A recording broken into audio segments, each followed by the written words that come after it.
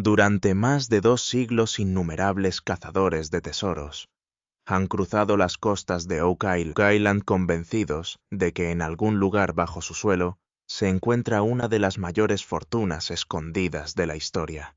Generaciones han invertido fortunas, sacrificado años de sus vidas y se han negado a abandonar la creencia de que algo extraordinario permanece enterrado bajo la superficie de la isla.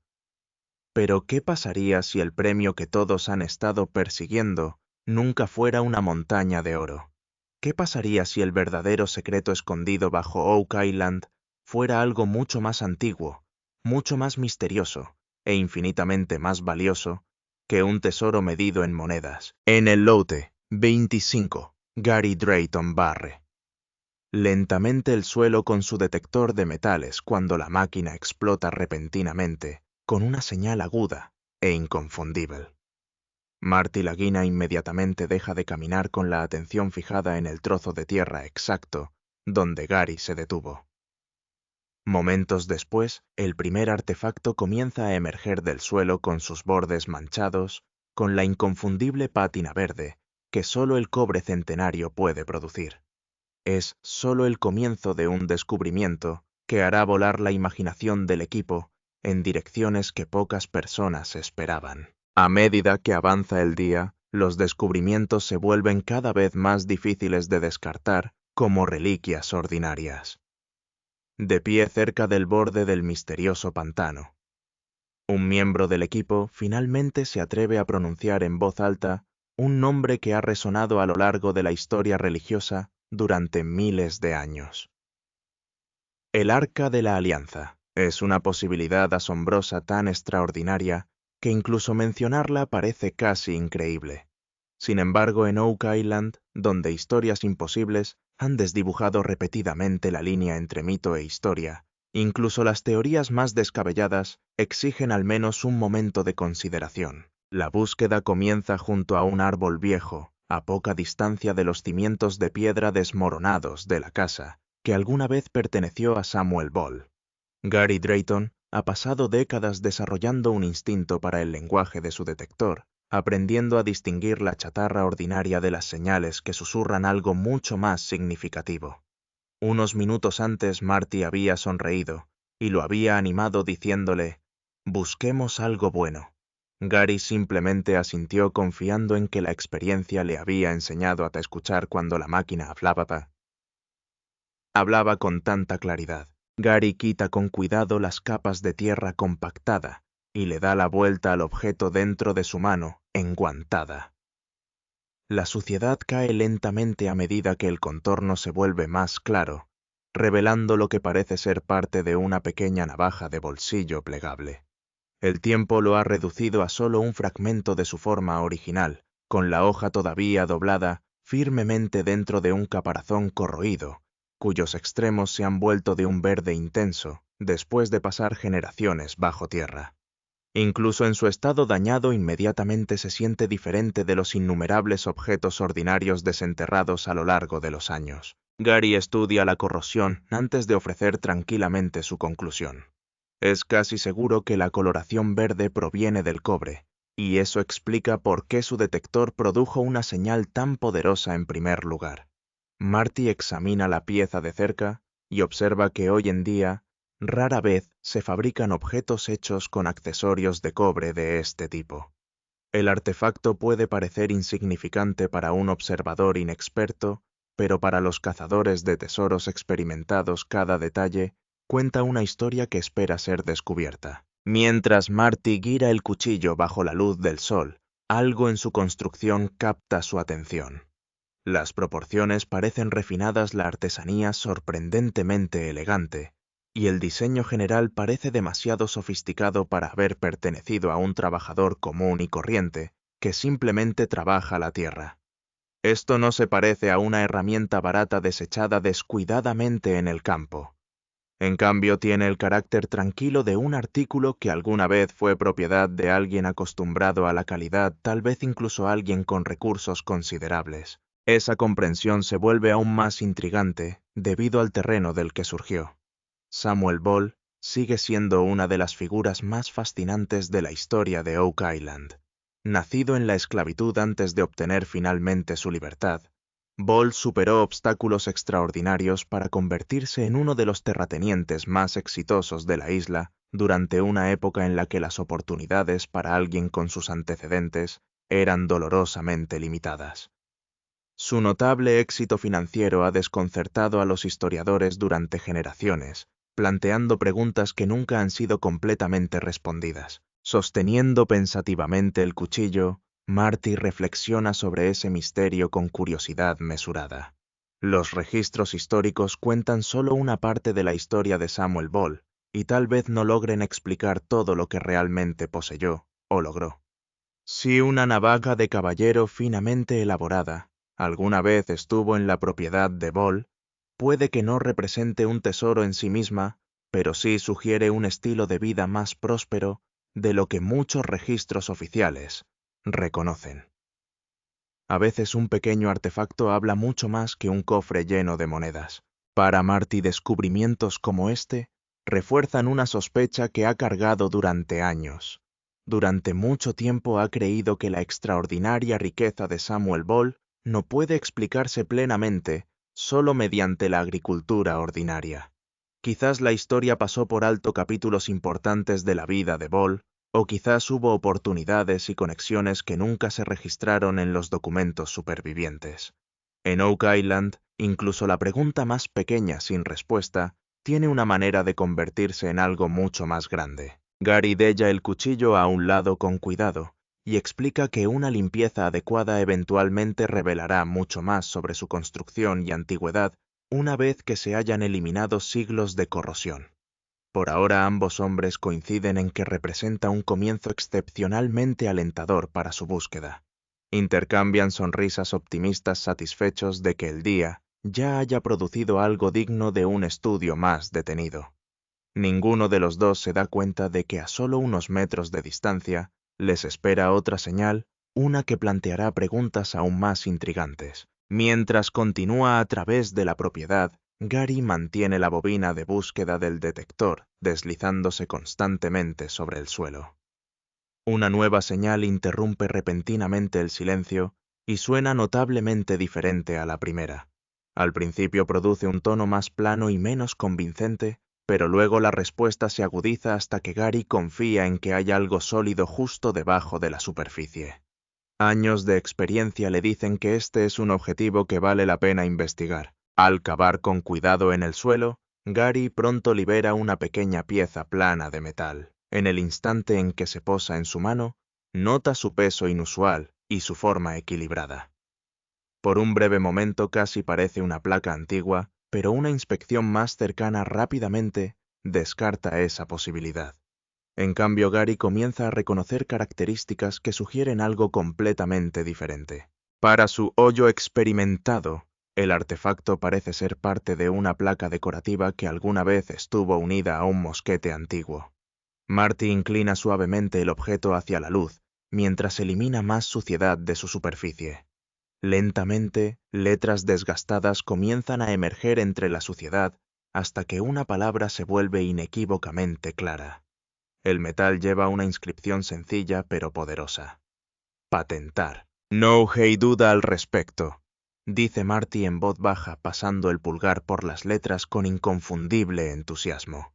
Esperaba que el artefacto pudiera contener marcas capaces de identificar su origen, y ahora ha logrado exactamente eso. Una palabra aparentemente ordinaria transforma de repente el descubrimiento en algo mucho más valioso. En arqueología, las inscripciones a menudo proporcionan respuestas que los objetos bellos por sí solos nunca pueden ofrecer. La importancia de una patente va mucho más allá de su apariencia. Durante los siglos XVII y XVIII, las armas de fuego experimentaron un rápido desarrollo tecnológico en toda Europa y la América del Norte colonial. Los fabricantes solían colocar placas de patente grabadas para identificar mecanismos innovadores, mejoras de ingeniería únicas o diseños patentados que distinguían un arma de otra. Estas marcas funcionaban casi como firmas, preservando pistas tanto sobre la artesanía como sobre la historia. Gary estudia las letras detenidamente antes de ofrecer su estimación. Según el estilo del grabado, cree que el artefacto probablemente data de entre 1790 y 1830, colocándolo directamente dentro del período en que Samuel Ball ocupó la propiedad. Marty reconoce inmediatamente el significado de esa conclusión. La línea de tiempo se alinea notablemente bien con uno de los capítulos más misteriosos de la vida de Ball. Si la evaluación de Gary resulta correcta, es casi seguro que la placa provenía de un arma de fuego de calidad, tal vez montada cerca de la culata o del mecanismo de bloqueo. Marty sugiere rastrear el artefacto a través de conocidos fabricantes de armas de fuego británicos, con la esperanza de que investigaciones adicionales puedan eventualmente revelar una fecha precisa y posiblemente incluso el fabricante original. Una sola placa grabada puede parecer modesta, pero en las investigaciones históricas pequeñas pistas a menudo se convierten en las claves que abren historias mucho más amplias. Una vez más, la conversación vuelve al propio Samuel Ball. En aquella época, un arma de fuego finamente elaborada representaba mucho más que una práctica herramienta de caza. También era un símbolo de riqueza, estatus y seguridad financiera, posesiones que los agricultores comunes y corrientes que luchaban por sobrevivir no adquirían fácilmente. Cada artefacto recuperado de la propiedad de Ball parece reforzar la posibilidad de que su prosperidad se extendiera mucho más allá de lo que los registros históricos tradicionales han documentado. Para Marty, esta pequeña placa de patente sirve como otra prueba silenciosa que respalda una teoría que el equipo ha considerado durante años. Es posible que Ball poseyera recursos significativamente mayores de los que nadie haya podido explicar. Cada descubrimiento añade una pequeña piedra a una base cada vez más convincente, lo que sugiere que su notable éxito financiero merece un examen mucho más detenido. El misterio que rodea a Samuel Ball se niega a desvanecerse. En cambio, se vuelve más fascinante con cada artefacto recuperado de su tierra. El equipo guarda cuidadosamente la placa recién descubierta, con la creciente colección de hallazgos, antes de continuar su búsqueda. Sin embargo, el próximo misterio que les aguarda no puede simplemente levantarse del suelo con una pala. En cambio, yace enterrado dentro de la extraordinaria historia de Oak Island, escondido debajo de más de un siglo de preguntas sin respuesta, descubrimientos olvidados e historias que han seguido inspirando a generaciones de cazadores de tesoros. Para comprender por qué investigadores experimentados pueden permanecer junto al pantano y mencionar seriamente el Arca de la Alianza, es necesario viajar hacia atrás en el tiempo. Mucho antes de que existiera la tecnología actual, Oak Island ya se había ganado la reputación de ser uno de los tesoros más desconcertantes de la historia. Las leyendas de la isla no aparecieron de la noche a la mañana. Fueron construidos lentamente a través de décadas de descubrimientos notables, excavaciones fallidas y misterios que se negaron a desaparecer. Uno de los capítulos más importantes comenzó en 1893, cuando el decidido cazador de tesoros, Frederick Blair, fundó la Oak Island Treasure Company. Blair creía firmemente que una mejor tecnología de perforación finalmente permitiría a su equipo penetrar más profundamente debajo de la isla de lo que cualquier expedición anterior había logrado. A diferencia de muchos buscadores anteriores, se acercó a la isla con confianza renovada, convencido de que los equipos modernos podrían tener éxito donde generaciones de trabajo manual habían fracasado. 4 años más tarde, en 1897, el principal operador de perforación de Blair, William Chappell, comenzó a perforar un pozo exploratorio cerca de la ubicación del Money Pit original, el infame sitio que ya había consumido fortunas, equipos e incluso vidas. El trabajo avanzó lentamente, dependiendo casi exclusivamente del tacto, la resistencia y el sonido, porque los trabajadores en realidad no podían ver lo que había debajo de ellos. Cada rotación del taladro conllevaba la posibilidad de una decepción o un descubrimiento que cambiaría la historia. Entonces sucedió algo inesperado. En lo profundo de la superficie, el taladro de Chappell golpeó un material diferente a todo lo que la tripulación esperaba encontrar. La sensación transmitida a través de las largas varillas de acero indicó inmediatamente que no se trataba de una capa ordinaria de suelo o de un lecho de roca natural. Ninguno de los hombres que estaban arriba podría bien ni haber imaginado que el misterioso objeto que yacía debajo de ellos eventualmente se convertiría en uno de los descubrimientos más discutidos y controvertidos en toda la historia de Oak Island, alimentando especulaciones que continúan cautivando a los investigadores más de un siglo después. Y entonces, muy abajo en la oscuridad, el taladro golpeó algo que nunca debió golpear, una capa dura, parecida al cemento muy por debajo de la superficie. La tripulación llegó a creer que había una bóveda debajo, una cámara sellada deliberadamente, construida por alguien por alguna razón, hace mucho tiempo. Cuando el taladro finalmente atravesó, sacaron algo casi demasiado pequeño para notarlo, una bola de material del tamaño de un guisante, atrapada en la obra. Uno de los participantes notó esto. Era como una bolita marrón del tamaño de un guisante. Un hombre la abrió con unas pinzas lenta y firmemente. La forma en que manejas algo que sospechas es historia. Era un pergamino, un fragmento minúsculo, y en él estaban tatuadas unas letras, una B y una I, escritas con tinta china con la mano cuidadosa de una persona culta de edad avanzada. Tinta sobre pergamino sellado dentro de una bóveda extraída aproximadamente a 153 pies bajo tierra. Siéntate con eso por un segundo. ¿Qué hacía un documento escrito a mano profundamente sellado, cuidadosamente en una pequeña isla frente a la costa de Nueva Escocia? Algunos se han preguntado seriamente si podría tratarse de un fragmento de un manuscrito original, incluso de una página manuscrita perdida vinculada al propio Shakespeare. Suena imposible, pero en Oak Island lo imposible tiene la costumbre de llamar a la puerta, y luego la isla lo recupera. Casi en el momento en que la tripulación agarró lo que habían tocado, el suelo húmedo y poroso comenzó a ceder debajo de ellos. La estructura conocida hoy como Chapel Vault comenzó a hundirse lenta, silenciosa e imparable, deslizándose más profundamente en la tierra con cada hora que pasaba. Se quedaron allí y lo vieron alejarse con las manos vacías, incapaces de sostener la única prueba sólida de una cámara enterrada. Mientras se deslizaba entre sus dedos y descendía hacia una oscuridad a la que ningún taladro había llegado desde entonces. Piensen cómo se debe haber sentido eso, tocar la respuesta con la punta de un taladro, y luego sentir cómo se hunde nuevamente en las profundidades, centímetro a centímetro, más allá de cualquier esperanza de alcanzarla nuevamente. Cualquier otra cosa que estuviera escrita en ese pergamino se hundió con él, y es posible que todavía esté allí abajo, sellada en la misma oscuridad que se apoderó de la bóveda y dejó atrás una teoría demasiado tentadora para que cualquiera la abandone. Las 10 piedras y la punta ahogada. Esa teoría encontró su máximo esplendor. Creyente obstinado en un investigador llamado Peter Amundsen. En 2013, Amundsen vino a Oak Island para probar una idea que la mayoría de la gente haría reír y que él trata como un rompecabezas que exige ser resuelto.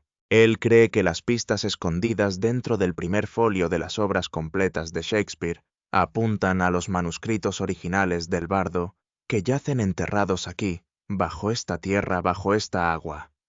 Para Amundsen lo que está en juego es casi sagrado.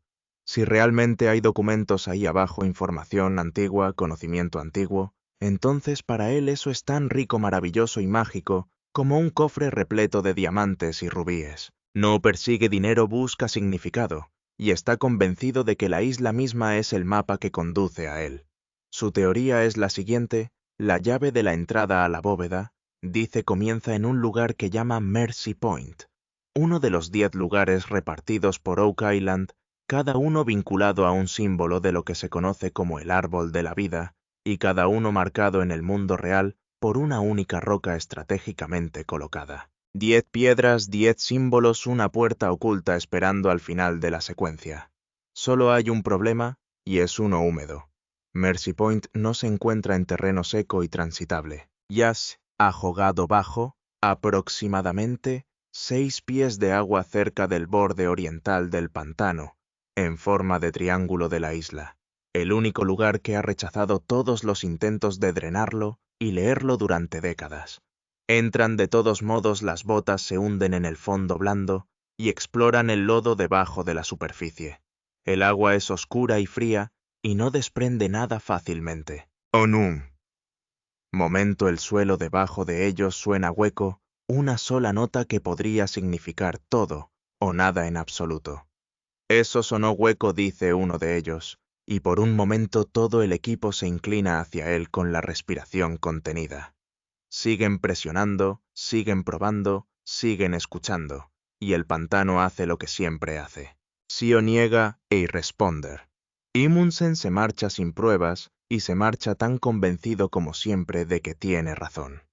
Y cuando el equipo da un paso atrás y pregunta si podría serlo, la respuesta honesta es la que mantiene todo este asunto respirando. Tal vez lo sea, porque cuando se trata de lo que realmente podría estar enterrado en ese pantano, las posibilidades se extienden más allá del límite de la creencia.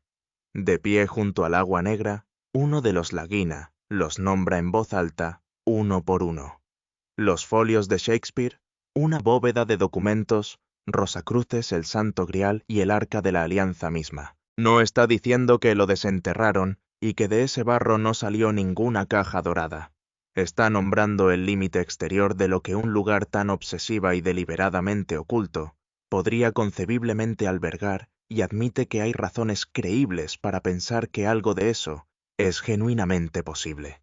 Entonces encontraron evidencia del arca, ni un cofre dorado levantado del barro, no. Lo que tienen en cambio es un pantano que se comporta como si hubiera sido diseñado, una bóveda que se hundió antes de poder hablar, y un hombre dispuesto a decir las palabras en voz alta. Pero algo escondido también necesita una manera de entrar, y la siguiente búsqueda está a punto de ir en busca de la puerta a los anillos que desaparecieron. Si ese pantano realmente fue construido para esconder algo, entonces necesitaba una manera de sacar algo pesado del agua y llevarlo a la orilla. Eso es exactamente lo que persigue la próxima búsqueda. Gary ve venir al resto del equipo y saluda el día como saluda uno bueno. Rick Lagina, el historiador de Oak Island, Doug Crowell y el topógrafo Steve Guptill se dirigen al lote 15, cerca del borde oriental del pantano, buscando algo sobre lo que la isla ha susurrado durante años y que casi nadie vivo ha visto jamás. El anillo se atornilla. Se remonta al fallecido Fred Nolan. En 1951, mientras trabajaba en su propia propiedad en Oak Island, Nolan afirmó haber encontrado varios pernos de hierro incrustados en rocas a lo largo de la orilla oriental del pantano. Hay tantas cosas en Oak Island que has oído hablar de una piedra de 90 pies, estos pernos de anilla, y nadie los ha visto en mucho tiempo. Pernos de anilla, el tipo de hardware pesado que se usa para atar algo grande. Uy, poco. Después supuestamente sacó los huesos de un barco del propio pantano, piezas que describió como imbornales, y parte de un mástil. Los restos de un velero real descansando en un pantano en una pequeña isla lejos del mar abierto. Estos no eran pequeños trozos de madera flotante, eran los huesos estructurales de algo construido para cruzar un océano y de alguna manera terminar sus días hundido en un pantano de Nueva Escocia. Léelo de nuevo: un barco en un pantano, donde ningún barco tiene nada que hacer. Eso llevó a Nolan a una conclusión sorprendente. Llegó a creer que los pernos de anilla se habían utilizado alguna vez para atracar un galeón del tesoro, y que el pantano no era natural en absoluto, que había sido excavado y moldeado por manos humanas, con el único propósito de ocultar un barco y todo lo que transportaba. Para Rick, encontrar los pernos de anilla perdidos hace mucho tiempo es de enorme importancia, porque Nolan los usó como una de sus principales líneas de referencia, un punto fijo que lo llevó a un descubrimiento tras otro a lo largo de la isla. Rick sabe que encuentra los pernos, y es posible que encuentres la única pieza del rompecabezas que hace que el resto encaje en su lugar. Por supuesto, hay una trampa.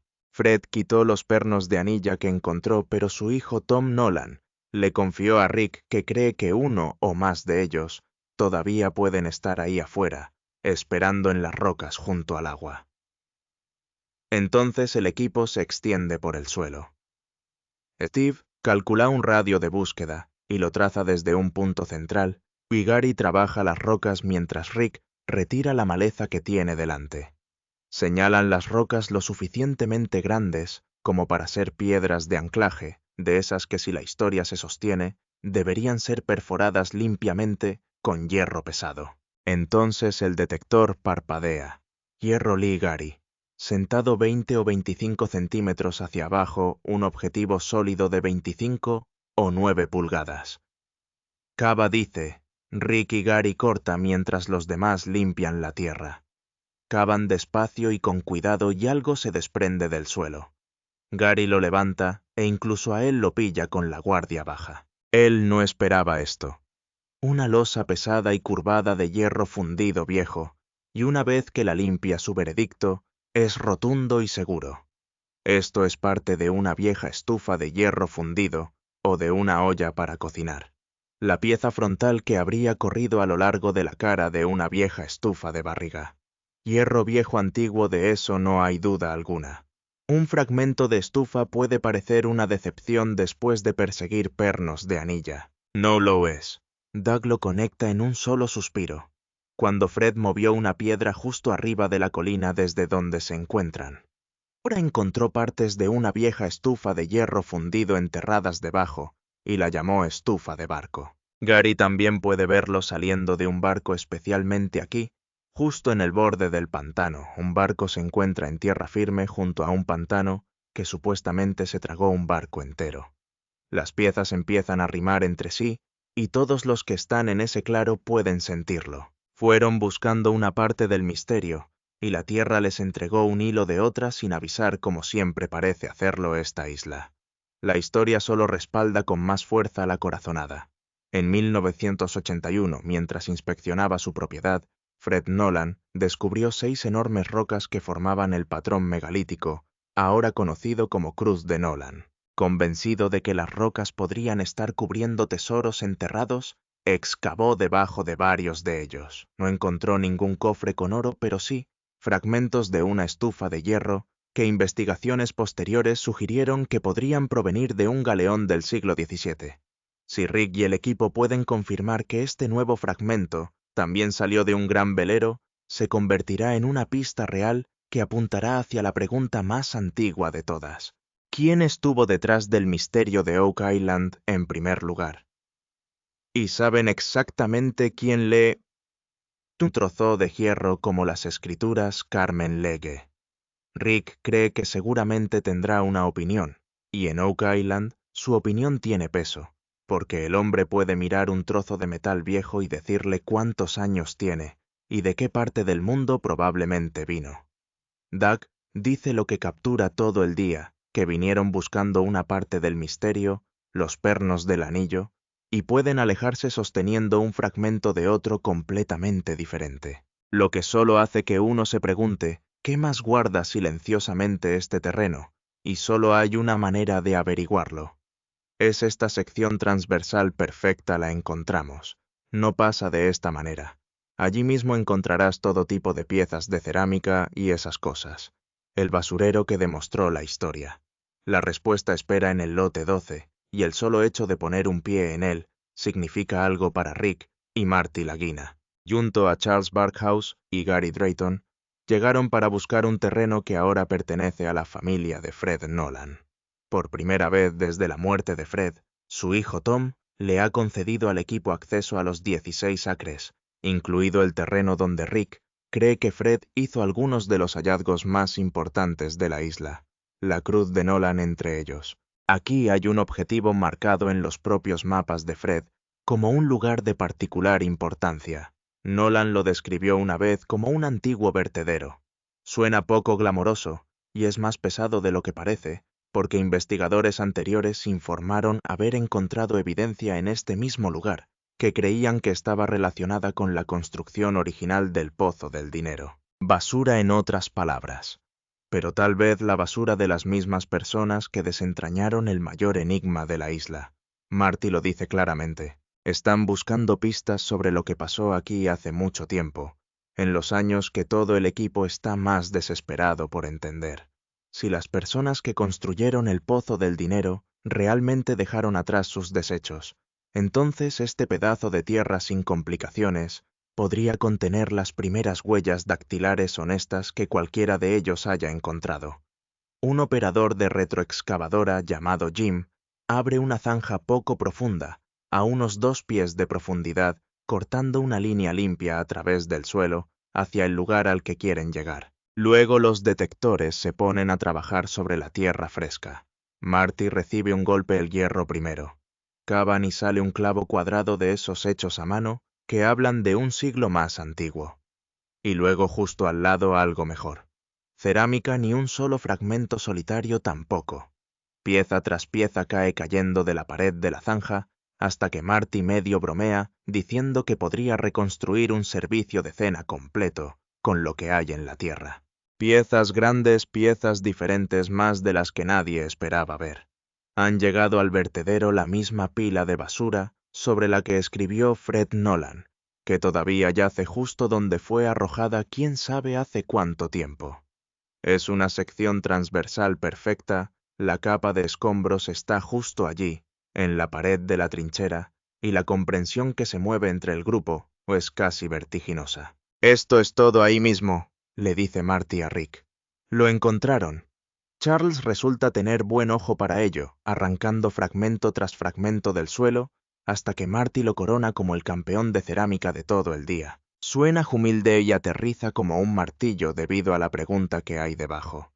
¿Podrían estos fragmentos estar relacionados con el misterio de Oak Island, dejados por las mismas personas que cavaron el Pozo del Dinero original? Trazan el borde del vertedero, una sección transversal limpia, donde los escombros simplemente se detienen. Exactamente el tipo de característica que esperarías encontrar. Lo han localizado. Lo han confirmado. Después de todo, las historias eran ciertas. Güey, eso. Es lo que hace que valga la pena tener un día tal vez más de lo que jamás podría haber sido un hallazgo más llamativo. Rick encuadra toda la búsqueda en un solo pensamiento tranquilo. Desde el principio miraron al pasado y trataron de confirmar lo que éste había estado tratando de decirles todo el tiempo. Y Hoy sacaron una historia al campo y la corroboraron, la convirtieron de un cuento en un hecho en una trinchera.